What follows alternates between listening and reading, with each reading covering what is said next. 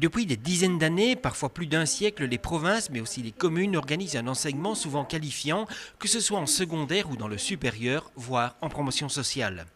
Les pouvoirs organisateurs, c'est-à-dire les patrons de ces écoles, sont associés depuis 50 ans au sein du Conseil des pouvoirs organisateurs de l'enseignement officiel neutre subventionné, en résumé le CP11, qui affiche des valeurs fortes. L'enseignement est un service public et dans notre réseau, nous appuyons et nous insistons sur la neutralité de l'enseignement parce que nous voulons que tout enfant, tout élève dans nos écoles puisse débattre de n'importe quel sujet, mais sans avoir le poids d'idéologie.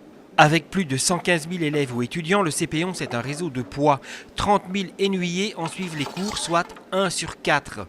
De quoi peser sur la définition des conditions pour élaborer un pacte pour un enseignement d'excellence. Aller vers un enseignement d'excellence, c'est la volonté de tout un chacun. Et dans notre réseau, les responsables de tous les pouvoirs organisateurs ne demandent pas mieux d'atteindre l'excellence, mais c'est toujours remettre le métier et voir un peu comment on peut améliorer les choses, mais tout en respectant les décrets de la Fédération Wallonie-Bruxelles. Donc on a une marge de manœuvre qui est quand même restreinte. Des textes arrivent du cabinet de la ministre. Nous avons le sentiment que nous pouvons peut-être parfois travailler alors que tout semble déjà bien scellé. Parmi les grands chantiers en cours, une plus grande synergie entre les opérateurs de la formation en alternance. Ces jeunes sont vraiment passionnés par le métier qu'ils sont en train d'apprendre.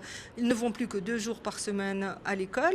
Donc finalement, ils trouvent un équilibre entre la pratique sur le terrain. Quand l'entreprise prend vraiment son rôle très au sérieux et forme vraiment le jeune, c'est un enseignement qui a de l'avenir.